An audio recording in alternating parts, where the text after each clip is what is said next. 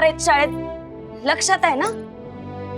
तरी सांगत होतो कुठलीही गोष्ट फार काळ लपून राहत नाही, पण नाही. झालं की आता तेवढंच धरून बसायचं का? शाळेत जायची वेळ झाली ना. बोलणं आणि वागणं एकमेकांना साजेसं नसेल तर अर्थ काय उरला? आपण जे शाळेत शिकवतो आहोत ते आपल्यालाच वागायला जड जात असेल तर अर्थ काय उरला या सगळ्याला? मी काय म्हणते, आज ते जोशी, मोकाशी, थत्ते त्यांच्या मुली येणार आहेत ना. चौथं आडनाव काय हो? मी विसरले. धर्मसभेला नाकारतो आहोत आम्ही, गृहत्याग करतो आहोत आणि साधे साधे मोह आम्हाला आवडता येत नाहीत. तुमची काहीच चूक नाहीये आणि माईंची पण काही चूक नाही. चूक असलीच तर माझी आहे. पण आबांच्या समोर तुम्ही माझं साधं नाव पण येऊ दिलं नाही. तो रागाच्या भरात पण तुमचा तोल नाही सुटला. तुम्हाला बरं वाटावं म्हणून म्हणत नाही, मनापासून बोलते. हे बघ सावित्री,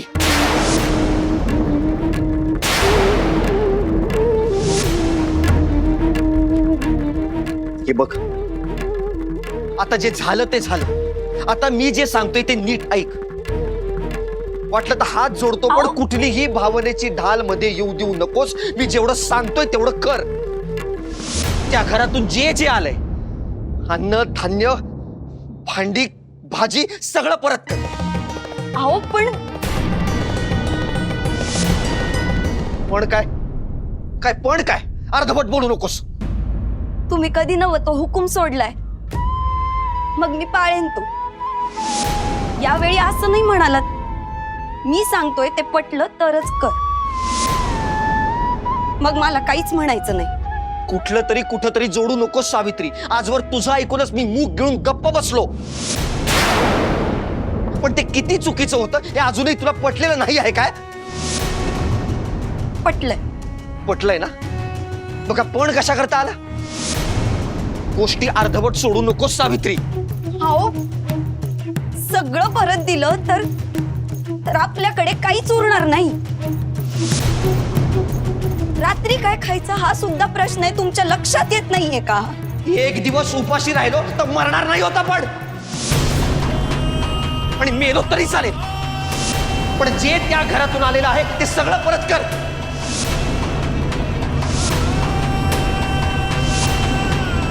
आणि जोवर हे होत नाही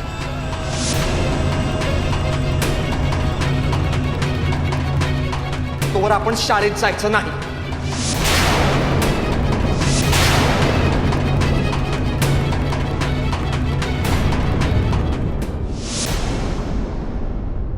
ज्योतिरावांनी मला शब्द दिला होता, यापेक्षा म्हणा त्यांनी स्वतःला शब्द दिला होता. त्यांचे ध्येय स्पष्ट आहे, त्यांची वाट त्यांना लख्ख दिसते आणि त्या वाटेवर कितीही संकट आली तरी ते डगमगणार नाहीत याची खात्री होतीच. पण तुम्ही आणलेली वार्ता ही अधिक महत्वाची. जोशी, मोकाशी, देशमुख आणि थत्ते या चौघांनी आपल्या मुलींना शाळेत दाखल करण्याचा जो निर्णय घेतलाय, ही गोष्ट म्हणजे स्फोटक वार्ताच नाही का? ज्यांच्या पोटात दुखेल त्यांच्या दुखेल. ज्योतिराव आणि सावित्री वहिनी प्रचंड आनंदात असतील, आपण याचा विचार करायला हवा. त्यांच्या आयुष्यात हसण्याचे, आनंदाचे असे किती मोजके क्षण वाट्याला येत असतील. आजची सकाळ कधी एकदा उगवते आणि कधी एकदा आपण शाळेत जातो असे झालेच. अगदी खरं. दोघांनी किती प्रगती केली आहे बघा ना. धर्मसभेत ज्या गोष्टीवरून त्यांना गप्प बसावे लागले, ती स्वतःची भाषा सुद्धा त्यांनी शुद्ध केली. ज्योतिरावांनी हे आव्हान सुद्धा शिक्षणाच्या दृष्टिकोनातून स्वीकारलं. त्यावेळेस ज्योतिरावांनी चूक मानली नसती तर सुधारण्याची संधीच गमावली असती. आणि महान व्यक्तीचं हे वैशिष्ट्य आहे की ते स्वतःला नेहमी विद्यार्थीच समजतात, सतत शिकत असतात. आता भले त्या चौघांना केशव भटांनी जाब विचारला तरी त्यांची बाजू चोख आहे. ते स्पष्ट उत्तर देऊ शकतात की धर्मसभेचे आक्षेप असलेले कुठलेच मुद्दे आता शिल्लक नाहीत.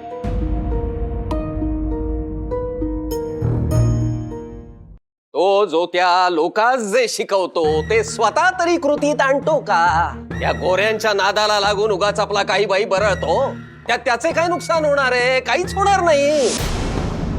हा सगळ्यांना आपल्या धर्माबद्दल अभिमानच नाही. कसा नाही?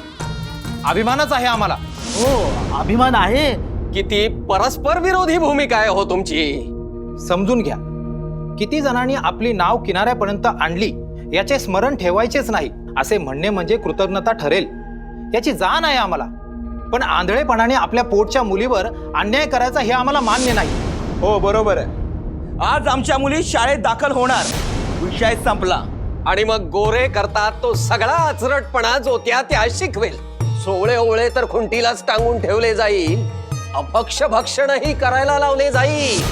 अंगभर कपडे परिधान करणे म्हणजे पाप आहे असे त्यांच्या मनावर बिंबवले जाईल. जाती जातीत भेद नाहीच आहेत मुळी असेही शिकवले जाईल. हे सारे चालणारे का तुम्हा? नाही हो, असं कशाला करतील? आम्ही फक्त साक्षर करायला पाठवतोय, संस्कार धुवून टाकायला नाही. हो ना, आमच्या मुलींवर संस्कार केलेत आम्ही. त्या असलं काही करणार नाहीत. अहो पण मुलींना शिकवायचा एवढा अट्टहास का मग? एक प्रश्न विचारतो केशव भट. जेवताना भातात खडा आला आणि भाजीत गुंतवाळा आला तर तुम्ही? ताबडतोब ते ताट आम्ही बाहेर फेकून देतो. कारण त्यावेळी आपल्याला ठाऊक असतं की आत्ता जरी आपण जेवण केले नाही तरी संध्याकाळी भोजन होणार आहे. हेच जर संध्याकाळच्या समयी घडलं आणि दुसऱ्या दिवशी एकादशीचा उपवास असताना घडलं तरी सुद्धा ताट भिरकावून देता? मी भिरकावतो ते ताट बाहेर आणि मग आमच्या धर्मपत्नीस जळक्या फाट्याचा प्रसाद सुद्धा देतो. हो. मग हाच नियम तुम्ही जिभेला पण वापरता का? जेवता जेवता चुकून जीभ दाताखाली आली तर तुम्ही जिभेला शिक्षा देता का? नाही ना. म्हणजेच सगळीकडे वापरलेले नियम जिभेच्या बाबतीत शिथिल ठरतात. अगदी तसंच आहे. सगळ्या रूढी परंपरा संस्कार आमच्या घरात सुद्धा आहेत, पण मुलींच्या शिक्षणाबाबत आम्ही जिभेला सूट देतो तसं मुलींच्या शिक्षणाला सुद्धा सूट देतोय. हो बरोबर आहे तुमचं. ठरलं तर मग आता आमच्या मुली ज्योतिराव फुलेंच्या शाळेत जाणारच. चला हो. हो हो चला.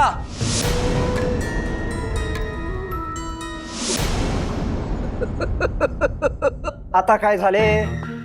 तुम्ही कशाला हसता? पोपट, संजयासारखी दूरदृष्टी कमवायला शिका, म्हणजे भविष्यातली वादळे तुम्हाला स्पष्ट दिसायला लागतील.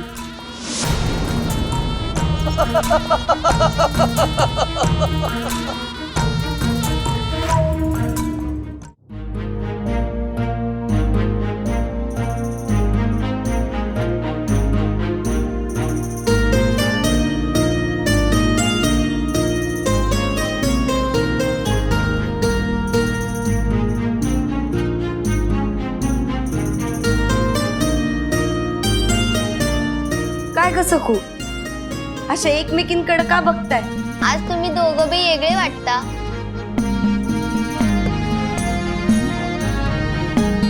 वेगळे म्हणजे ग? चांगले का वाईट? चांगलं चांगलं चांगलं. अगं आज विशेष दिवस आहे. आज आपल्या शाळेत आणखीन 4 मुली येणार आहेत. तुम्हाला नवीन मैत्रिणी मिळणार. आम्ही आनंदात आहोतच, पण त्या तुम्हाला भेटल्या की तुम्हालाही आनंद होईल. नव्या मैत्रिणी. वा, नव्या मैत्रिणी. आधी का नाही सांगितलं? मी समद्यांसाठी फुलांच्या येण्या करून आणल्या असत्या. अगं उद्या कर की वेण्या. आणि होय ग, नवीन मैत्रिणींना देणार फक्त, मला तुमच्यात नाही घेणार का? वय वय घेणार ना, तुला 2-2 येण्या देईन. मुलींचे फुललेले चेहरे पाहून किती छान वाटते नाही सावित्री? नवीन मैत्रिणी येणार हे फक्त कळलंय तर एवढा आनंद. त्या आल्यावर तर काही बघायच नको.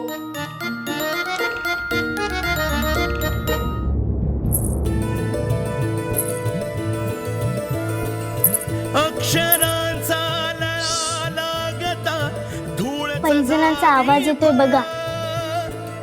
शेतामध्ये असाव गमला ओ आईचा बळा. कोण गिरवितो धूळ अक्षरे, कोण पेरतो मोती. अंधारावर सूर्य ठेवतो, उजळत जातो ज्योती. उजळत जातो ज्योती सावित्री ज्योती सावित्री ज्योती सावित्री ज्योती सावित्री ज्योती.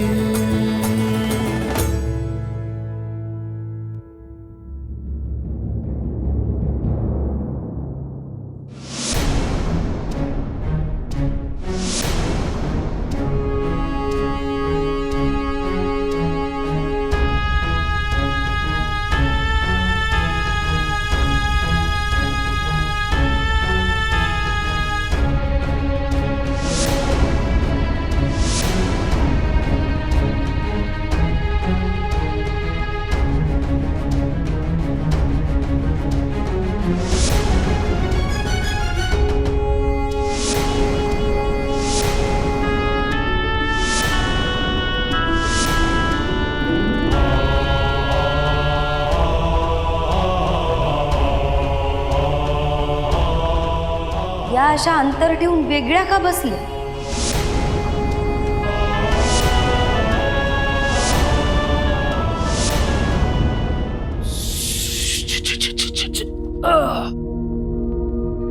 त्या चौघांनी अगदी निक्षून सांगितले आमच्या मुली शाळेत जाणार म्हणजे जाणारच. अगदी तोंडावर सांगितलं. बरं मग अहो, मला वाटलं होतं तुमचा अपमान होईल असं वाटेल तुम्हास. रागाने चांगलेच लाल बुंद व्हाल. इथे तुम्ही वेगळेच दिसताय.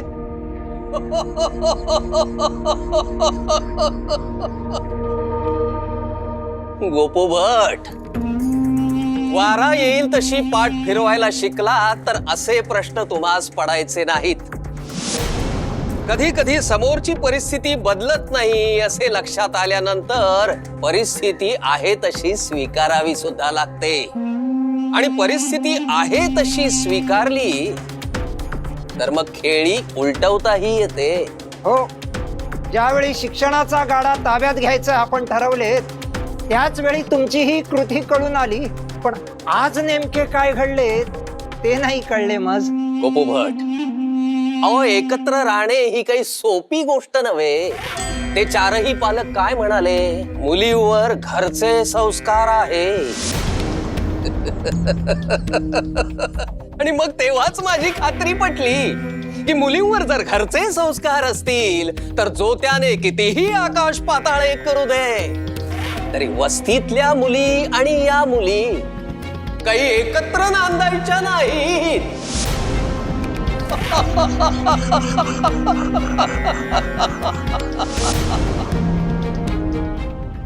असो, या आमच्या शाळेत तुमचं स्वागत आहे.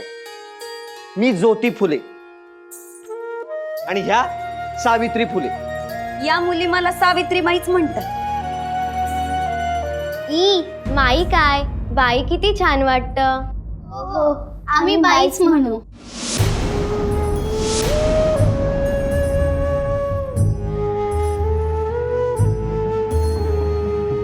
आता तुम्ही तुमची ओळख करून द्या आणि तुमच्या या नव्या मैत्रिणींची ओळख करूनही घ्या. त्यांच्याशी आम्हाला ओळख नको. तुम्हाला सांगते, मी अन्नपूर्णा सीताराम जोशी.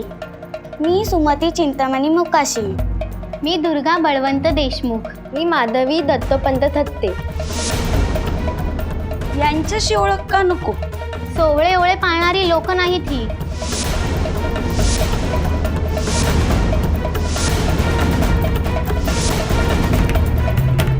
आत्ता तुम्ही इथं आलात तेव्हा तुम्हाला ऊन लागलं का नाही? तसंच ह्यांना सुद्धा लागलं. तुम्ही पावसात भिजता तशाच ह्या सुद्धा भिजतात. म्हणजेच काय? निसर्ग कशातही भेदभाव, कोणातही भेदभाव करत नाही. करतो का? मग हा भेदभाव तुम्ही सुद्धा डोक्यातून काढून टाका बरं. नाही जमणार. आता दिसत नाही म्हणून काय झालं? मला माहितीये, कमरेला झाडू आणि गळ्यात मडकं असतं ह्यांच्या. लांबच राहायला हवं.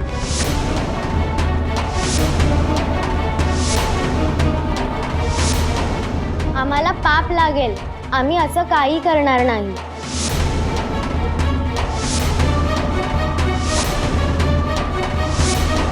आत्ता आम्ही सांगतोय ना, जर पाप लागणार असेल तर ते आम्हाला लागेल, तुम्हाला नाही. बस. आम्ही आधी बाबांना विचारू, त्यांची परवानगी असेल तरच आम्ही तुम्ही म्हणताय तसे वागू. ठीक आहे, तसंच करा. अव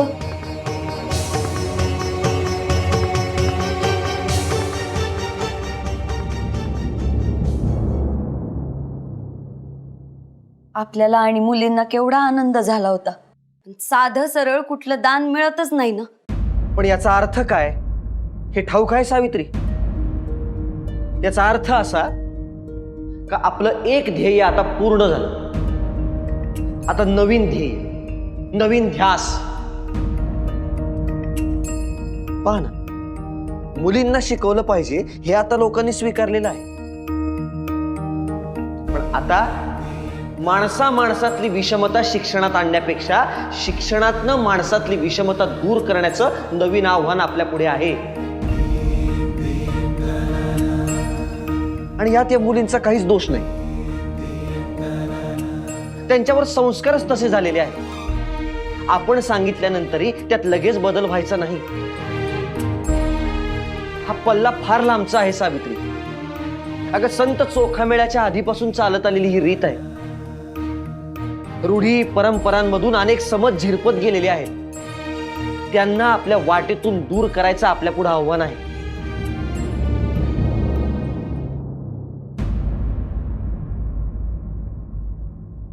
आपली सगळी शक्ती इथं पणाला लागणार आहे. आपण दोघं आहोत ना, आपण एकमेकाच्या साथीनं कुठल्याही संकटाला दूर करू शकतो. यांना अक्षर, आकडे, व्याकरण हे शिकवण्यापेक्षा असमानता कशी दूर करायची ते आणि आपण हा भेद कसा दूर करायचा याचं शिक्षण द्यायला हवं. राज्यकर्त्यांनी स्वतःच्या स्वार्थाची पोळी भाजण्याकरता इकडच्या समाजाची होडी पेटवलेली आहे. ही विषमता कायम कशी राहील, हा जाळ कायम धगधगता कसा राहील हेच पाहिलेलं आहे. त्यांनी जाळ कितीही धगधगता ठेवला तरी आपली अग्नी परीक्षा द्यायची तयारी आहे. होय,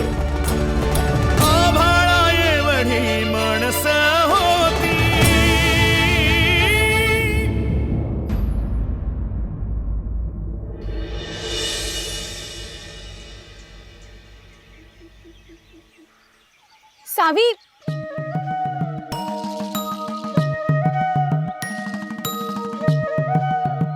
क्या हुआ? मुंह इतना उतरा हुआ क्यों है? साळ्यात काही झालं का? एक वळण संपलं. असं वाटलं आता तरी वाट सरळ होईल, पण नाही. वाटेत पुढचं वळण असतंच.